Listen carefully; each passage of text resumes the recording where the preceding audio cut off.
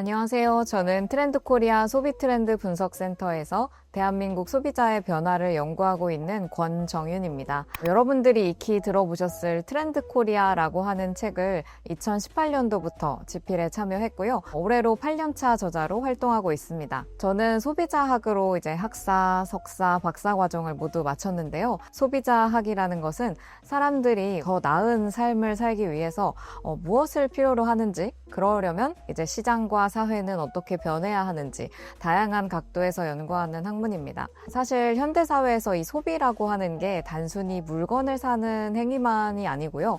우리의 인간관계에서부터 직장생활, 여가, 그리고 행복에 이르기까지 정말 삶의 모든 영역과 연결되어 있습니다. 그래서 저는 이 소비라고는 하지만 사람 그 자체를 들여다보는 일을 하고 있습니다. 우리 요즘에 정말 주변을 둘러보면 저 가게 되게 잘 됐었는데 했는데 어느 순간 사라져버린 문을 닫은 가게들 정말 많이 봅니다. 특히 그 외식업 같은 경우에 그 변화가 더 빠르게 일어나고 있는데요. 통계를 보면 정말 가슴이 아픕니다. 2023년 통계를 봤더니 국내 창업기업의 5년차 되었을 때 생존율이 33.8%에 불과합니다. 그러니까 열의 7은 5년을 버티기가 힘들다는 것이죠. 특히 숙박이나 음식업 이런 업종의 경우에는 5년 생존율이 22.8%, 그러니까 5가게 중에 한 가게만 살아남았을 정도로 굉장히 생존율이 낮습니다. 많은 분들이 이제 큰 꿈을 안고 창업을 하시는데 그만큼 현실의 벽이 높다는 뜻일 겁니다. 그러다 보니까 요즘에 너무 트렌드를 쫓으면 금세 시장이 바뀌어서 창업했다가 망할 수 있다, 이런 말씀들을 많이 하십니다. 그런데 저는 여기서 좀 말씀드리고 싶은 것이 유행하고 트렌드는 좀 다르다는 것입니다. 우리는 일상에서 흔히 유행, 트렌드를 혼용해서 섞어서 쓰고 있지만 사실 엄밀히 말하면 좀 다른 개념입니다. 유행이라고 하는 건 패드라고 부르는데요. 패션 업계에서 많이 쓰는 말이죠. 심지어 이 FAD라고 하는 패드를 for a day, 정말 하루만 간다라고 할 정도로 이 패드라고 하는 건 지속 기간이 짧고 또 어떤 강렬한 색이 떴다가 이번엔 차분한 색이 떴다가 혹은 짧은 거 입었다가 긴 거 입었다가, 그래서 나타났다 사라지는 좀 휘발성이 강한 이런 것들을 패드라고 부릅니다. 반면에 이제 트렌드라고 하는 것은 추세를 의미합니다. 방향성을 나타내는 것이죠. 비교적 지속기간이 길고요. 또 방향성이기 때문에 그 속에 어떤 가치의 변화 혹은 기능의 변화를 담고 있습니다. 예를 하나 들어보겠습니다. 몇 년 전에 기억하시나요? 띠부띠부실이 이렇게 들어있는 그 빵이 정말 전국을 휩쓸었던 적이 있습니다. 그때 정말 오픈런을 하고 편의점 앞에서 줄을 서고 그랬었는데요. 이 하나의 현상을 보고도 우리는 유행으로 해석할 수도 있고 트렌드로 해석할 수도 있습니다. 띠부띠부실이 들어간 그 빵 자체는, 아이템은 유행입니다. 짧은 기간 동안에 폭발적으로 타올랐다가 그 캐릭터의 인기가 조금 식으면 언제 그랬냐는 듯이 오픈런 하던 줄은 없어지죠. 그런데 이 현상에서 우리는 유행도 읽을 수 있지만 동시에 트렌드도 읽을 수 있습니다. 그때 왜 사람들이 그렇게 줄을 서면서 빵을 얻고자 했는가? 바로 요즘 사람들은 그때만 할 수 있는 희소한 경험을 얻고 싶어 하기 때문에 그렇게 힘들게 줄을 서고 빵 하나에 목숨을 거는 겁니다. 이게 바로 트렌드입니다. 사람들은 이제 물건을 소유하는 게 아니라 어떤 멋진 공간에 가서 시간을 보내고 혹은 나만이 할 수 있는 어떤 특별한 체험을 하고 또 그걸 내 사진으로 남기고 그리고 남한테 이제 공유를 하면서 또 자랑도 해보고 이런 것들을 훨씬 가치 있게 여기는 거죠. 그래서 요즘에 이런 성수동 같은 힙플레이스에 많은 팝업 스토어가 열리고 사라지고 하는 이유입니다. 이런 트렌드라고 하는 것은 한두 달 만에 휙 사라져 버리는 게 아니고요. 다양한 산업에 그리고 또 사람들의 라이프 스타일에 꾸준하게 영향을 미치면서 거대한 흐름을 형성해 갑니다. 그래서 우리는 이 캐릭터 빵만 보고서 여기서 유행만 캐치를 해서 그러면 요즘에 빵이 유행이니까 빵집을 차려야겠다. 이런 식으로 한다면 지금쯤 5년 생존율이라고 봤을 때 생존하지 못하는 축에 들 수 있겠죠. 하지만 여기서 우리가 경험 소비라고 하는, 특히나 한정판 이런 경험 소비라는 걸 읽었다면 사람들이 그러면 지금 이 순간만 할 수 있는 경험을 어떻게 제공할 수 있을까? 이런 고민을 하게 되고, 똑같이 빵집을 열더라도 그때그때 시즌 아이템이라든지 우리 가게만 갖고 있는 아이템이라든지 좀 사람들의 경험 소비의 그 심리를 자극할 수 있는 그러한 아이템으로 이제 카페를 열 수 있겠죠. 그래서 우리가 트렌드를 제대로 분석하고 읽어내는 것은 우리 창업에 있어서도 생존과 직결된 가장 중요한 첫 단추라고 할 수 있습니다. 트렌드의 세분화에 대해서 이야기를 드려야 할 것 같은데요. 일단 트렌드의 개념에 대해서 말씀드렸지만 트렌드는 다시 여러 가지로 좀 구분이 됩니다. 일단 굉장히 작은 규모로 조금 짧게 지나가는 것을 마이크로 트렌드라고 부르고요. 그리고 그거보다는 조금 더 강렬하게 나타나지만 또 동시에 짧은, 이것은 이제 패드, 유행이라고 아까 말씀드렸던 그런 부분이고요. 그리고 이제 제가 같이 참여하고 있는 이 트렌드 코리아에서 다루고 있는 트렌드라고 하는 것은 한 3년 정도, 길게는 5년 정도 이렇게 지속된다라고 보는 그러한 게 트렌드라고 보고 있고요. 그리고 이거보다 이제 더 규모가 커져서 오래 지속되고 더 넓은 영향을 미치게 되면 메가 트렌드라고 부릅니다. 그리고 이것들이 이제 한 세대, 그러니까 부모님 세대에서 자녀 세대로 넘어가는 그 30년 이상을 지속하게 되면 문화라고 부르게 됩니다. 이렇게 트렌드를 분류하기 위해서는 좀 기준을 세워야 되는데요. 3가지 정도를 말씀드릴 수 있습니다. 저는 사람, 산업, 그리고 시간을 기준으로 말씀드리려고 합니다. 일단 첫 번째 사람. 얼마나 많은 사람이, 그리고 얼마나 다양한 사람이 이 트렌드에 동조하고 있는가라는 것입니다. 우리 사람들한테 동조성이라고 하는 심리가 있죠. 남들이 하면 나도 따라하고 싶은 그런 마음이 이제 동조의 심리입니다. 유행 같은 경우에는 그러니까 좀 짧고 작은 이런 것들은 특정 그룹 사이에서 나타납니다. 대표적으로 10대 학생들, 우리 청소년들은 동조 심리가 강하기 때문에 뭐 하나 유행한다 하면 우르르르 하는 그런 경향을 볼 수 있습니다. 반면에 트렌드라고 하는 건 이러한 단순한 따라하기를 넘어서는 부분입니다. 요즘에 이제 중요한 그 트렌드 중에 헬시 플레저가 있죠. 건강을 즐겁게 관리한다 이런 의미인데요. 이런 흐름을 좀 보시면 단순히 몸매를 좀 예쁘게 만들자 이러한 20대들 젊은 분들 이런 분들뿐만 아니라 40대, 50대 중장년층 혹은 어린 우리 아이의 간식을 찾는 이런 부모님들도 좀 건강하고 맛있는 거 줘야지 이렇게 이제 생각을 하시게 됩니다. 그래서 이렇게 다양한 집단으로 넓게 나타나는 걸 보면 이거는 좀 크고 오래가는 트렌드겠구나 생각을 해볼 수 있죠. 그리고 두 번째 기준은 산업입니다. 이 트렌드가 얼마나 여러 가지 산업으로 확장될 수 있는가 생각을 해볼 수 있습니다. 하나의 가치 변화가 이제 일어나기 시작하면 여러 산업에 영향을 미쳐서 그게 또 새로운 시장을 창출해낼 수 있는데요. 만약에 그렇다면 그건 강력한 트렌드입니다. 마찬가지로 이제 헬시 플레저의 경우에도 처음에는 맛있게 먹자라고 해서 이제 식품 산업에서 제로 음료라든지 저칼로리 아이스크림이라든지 혹은 프로틴이라고 해서 단백질 스낵 이런 것들이 굉장히 성장을 했는데요. 근데 이게 식품에만 머물지 않았습니다. 피트니스 산업에서는 요즘에 힘든 운동만 하는 거 아니고요. 좀 즐겁게 할 수 있는 줌바 같은 거라든지 방송 댄스를 운동으로 한다든지 이런 식으로 영향을 미치기도 하고, 또 여행 산업에서도 웰니스 이런 것들이 중요해지면서 조금 휴식을 취하는 그런 여행 이런 걸 강조하기도 합니다. 역시 IT 산업에서도 이걸 적용해 볼 수 있겠죠. 요즘에 멘탈 웰니스 이런 것도 중요해지다 보니까 명상이라든지 수면을 관리하는 앱이라든지 이런 디지털 헬스케어 시장으로도 넓어지고 있습니다. 이렇게 더 많은 산업으로 확장 가능성이 있다면 이것 역시 아주 큰 메가 트렌드로 성장할 가능성이 큽니다. 마지막 세 번째 기준은 시간입니다. 트렌드라고 하는 건 변화를 의미하죠.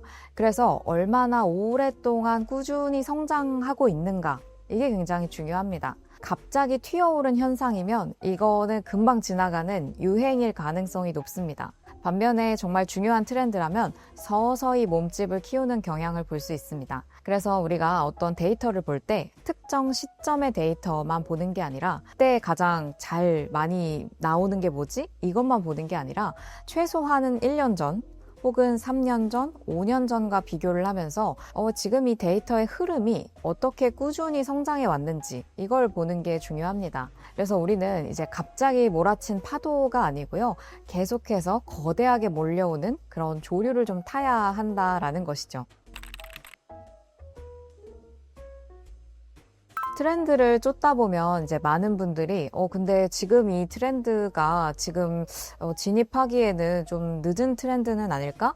혹은 어떤 트렌드를 발견을 했는데 이게 아직 시장으로 확장되기에는 너무 초기에 내가 발견한 게 아닐까? 이런 고민들, 그러니까 타이밍에 대한 고민들을 많이 하실 것 같습니다. 이제 모든 트렌드에는 성장 곡선이라는 게 있습니다. 어떤 트렌드는 순식간에 치고 올라가서 문화로 자리 잡아버리고요. 어떤 트렌드는 오르다가 금세 또 하강하는 이제 곡선을 그리기도 하고요. 좀 유형은 굉장히 다양합니다. 왜 그렇게 유행이 달라지는지는 사실 뭐 매체의 변화 때문일 수도 있고 혹은 뭐 사람들의 뭐 취향에 따른 걸 수도 있고 여러 가지 이유가 있는데요. 이걸 좀 구분하기 위해서는 일단 제가 앞서 말씀드렸던 어떤 트렌드의 옥석을 가리는 게 일단 첫 번째일 것 같고요. 이제 두 번째로 우리가 생각해 봐야 될 것은 이 타이밍이라고 하는 거를, 그러니까 우리가 초기에 이제 발견을 해서 이제 확 커지기 시작을 할 때 내가 그때 들어가야지 라고 이제 너무 정확한 타이밍을 맞추려고 하는 건 어렵다는 것입니다.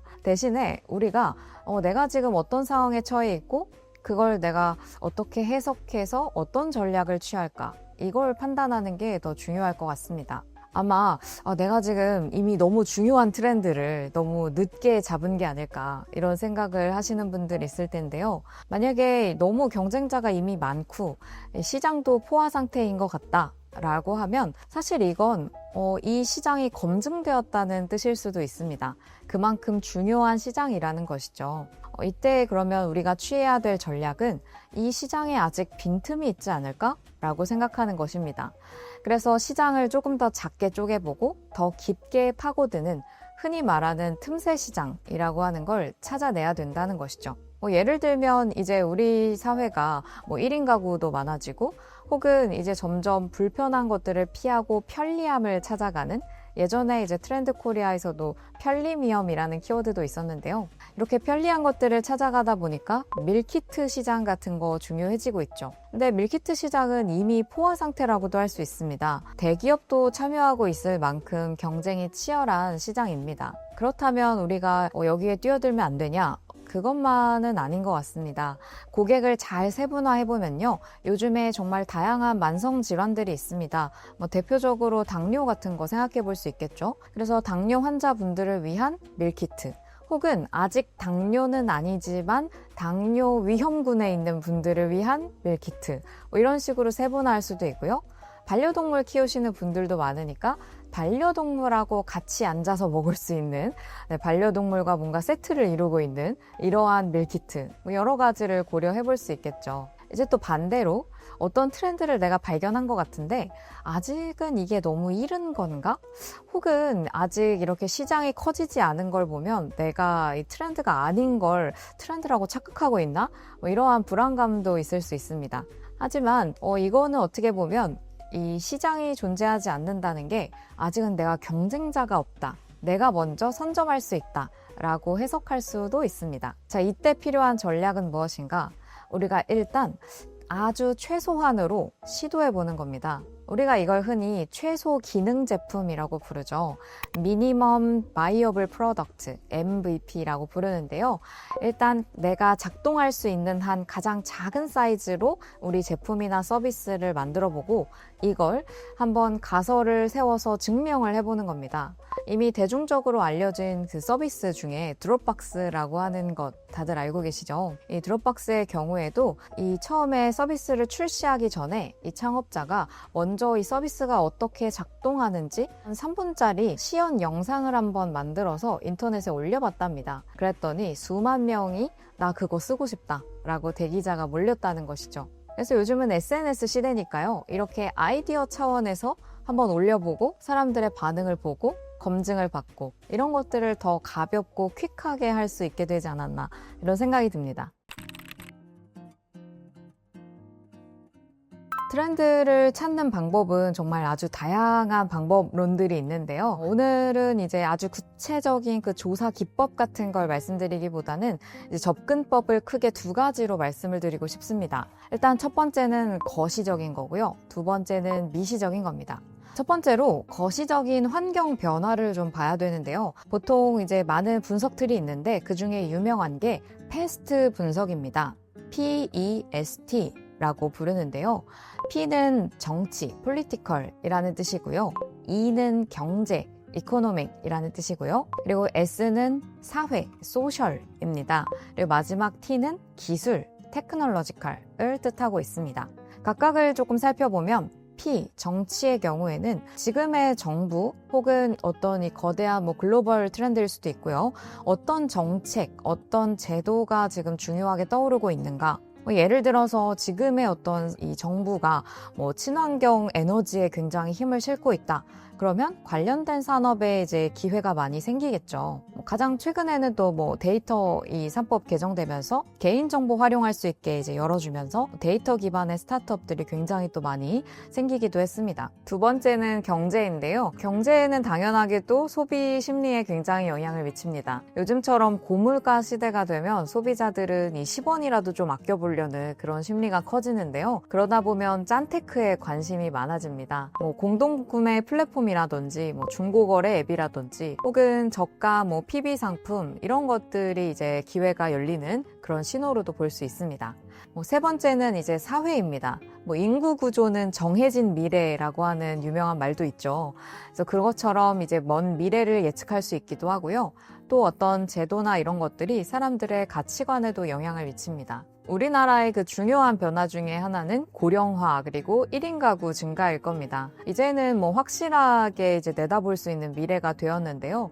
그렇다면 우리는 고령화라고 했을 때 그냥 단순히 연령이 많으신 분들 이렇게만 생각할 게 아니라 80 이상의 올드 그러니까 아주 나이가 많으신 분들 그리고 한 60, 70 정도의 미드 올드 혹은 50에서 60 정도의 영 올드 이런 식으로 세분화해서 또 나눠서 생각해 볼 수도 있고요. 1인 가구가 늘어난다고 하면 기존에 판매하던 제품도 작게 쪼개서 팔 수도 있고요. 그리고 각자 살다 보니까 조금 외로울 수 있겠구나 라고 생각을 해서 반려동물이라든지 혹은 사람들을 어떻게 연결시켜 줄까 해서 좀 커뮤니티 서비스 이런 것들도 좀 생각을 해볼 수 있겠죠.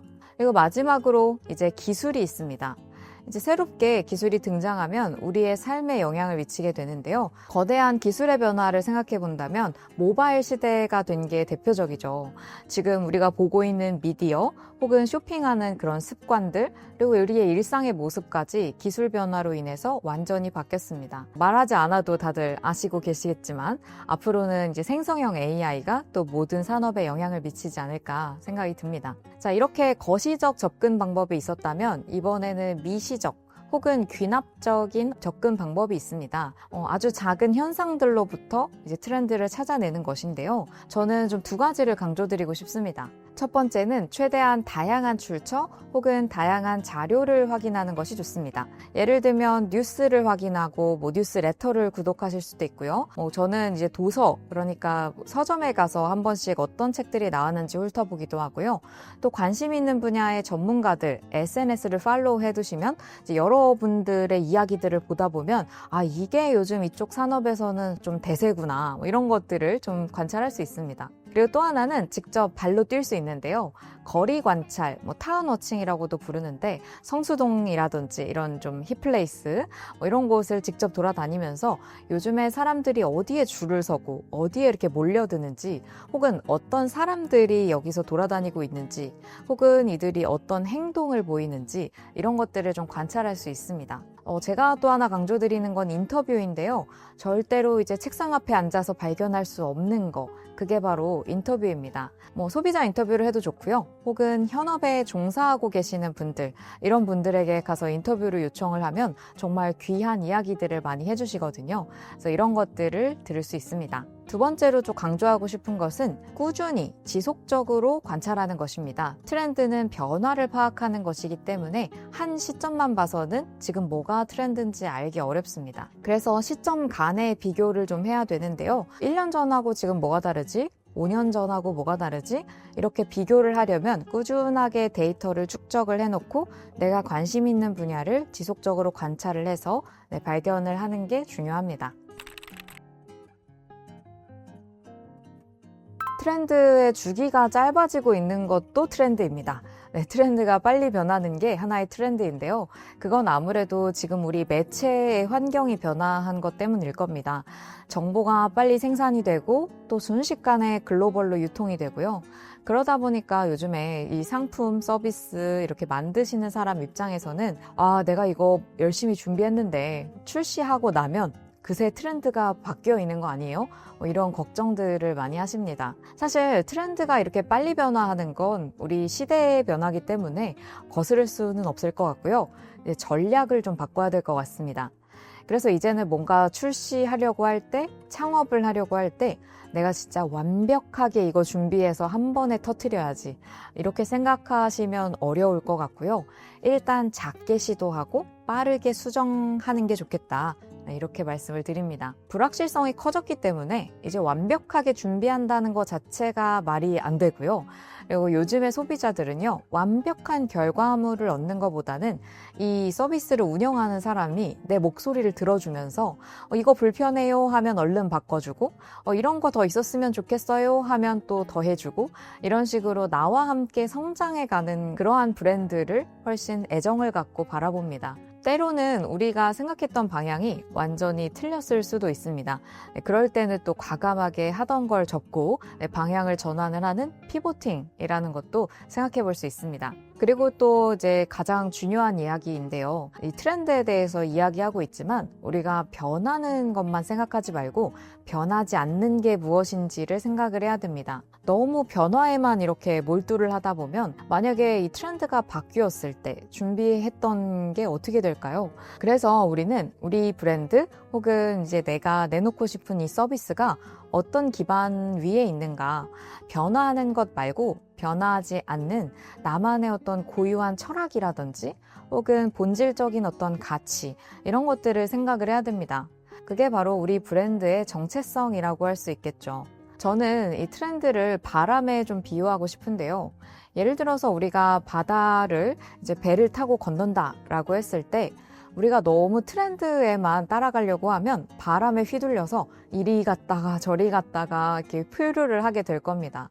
그런데 우리가 정확히 목표하는 방향이 있으면 물론 바람을 반대로 거스르면 정말 어렵겠지만 때가 왔을 때 내 등 뒤를 밀어주는 트렌드, 바람을 만나면 우리 사업이 훨씬 더 빨리 앞으로 갈 수 있습니다. 그래서 우리는 방향을 명확히 설정하고 언제 우리가 돛을 펴고 트렌드에 힘입어서 앞으로 나아갈 것인가 이런 시점을 잘 파악하는 게 중요하지 않을까 이런 생각을 해봅니다.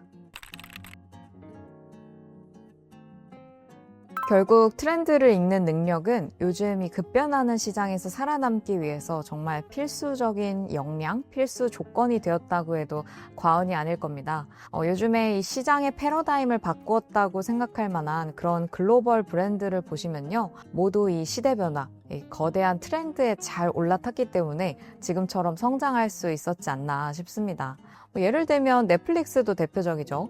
넷플릭스 창업자의 이야기를 들어보면 사실 처음에 예전에는 그 DVD 대여점이라는 게 있었죠. 근데 DVD를 대여했는데 잘못해서 이제 연체료를 너무 많이 물게 된 겁니다. 그래서 이 DVD 좀 연체료 없이 편하게 볼 수 없을까? 라고 해서 처음에 서비스를 시작을 했죠. 그래서 DVD 우편으로 대여를 하는 그런 사업을 시작을 했습니다. 그런데 이제 2000년대 들어서면서 소비자들이 이제 인터넷 세상이 열렸고 온라인으로 쇼핑하는 세상이 되다 보니까 그러면 소비자들이 원하는 곳에서 콘텐츠를 자유롭게 즐길 수 있는 일명 온디맨드라고 하죠. 이런 시대적 트렌드를 좀 반영을 해봐야겠다라고 해서 그냥 대여하는 서비스가 아니고요. 과감하게 스트리밍하는 기업으로 전환을 했습니다. 그래서 지금의 콘텐츠 제고까지 성장해올 수 있었습니다. 마찬가지로 스타벅스도 그런 브랜드였죠. 처음에 이제 커피 맛으로만 이제 경쟁을 하려고 했다면 수많은 카페에 묻혀가지고 지금 이렇게 유명한 브랜드는 되지 못했을 텐데요. 그들은 이제 공간의 어떤 위력이라고 할까요? 문화적인 그 경험이라고 하는 것에 초점을 두고 어떻게 하면 소비자들에게 그 문화적 경험을 제공할까? 그래서 그것들을 매장에 반영하고 이 점원들의 서비스에 반영하고 이런 식으로 해서 누구나 아는 브랜드로 성장할 수 있었습니다. 또 하나의 예를 든다면 에어비앤비도 마찬가지입니다. 숙박 공간을 대여한다라고 하면 단순히 그 기능으로 보면 사실 호텔이라든지 여러 대여 업체들이 많이 있었죠. 그런데 에어비앤비는 공유 경제라고 하는 새로운 트렌드에 올라탄 것이죠. 그래서 폭발적으로 성장할 수 있었습니다. 이때 또 중요했던 게 소비자 리뷰 시스템이죠. 그래서 흔히 공유 경제에서 문제가 되었던 신뢰라고 하는 부분을 이 리뷰 시스템을 통해서 해결하기도 했습니다. 자, 이런 기업들 모두 초창기에는 분명히 그들보다 먼저 앞서가고 있었던 DVD 대여하는 프랜차이즈라든지 카페에서도 유명한 브랜드들이 있었을 거고 숙박 산업에서도 강자가 있었겠죠. 그런데도 불구하고 이들은 모두 그 경쟁자들을 뛰어넘었습니다. 분명히 트렌드라는 파도는 위협적일 수 있지만요. 그 방향을 제대로 읽기만 하면 여러분의 비즈니스를 가장 멀리 보내줄 수 있는 강력한 추진력이 될 수도 있습니다. 여러분의 멋진 항해를 진심으로 응원하겠습니다. 감사합니다.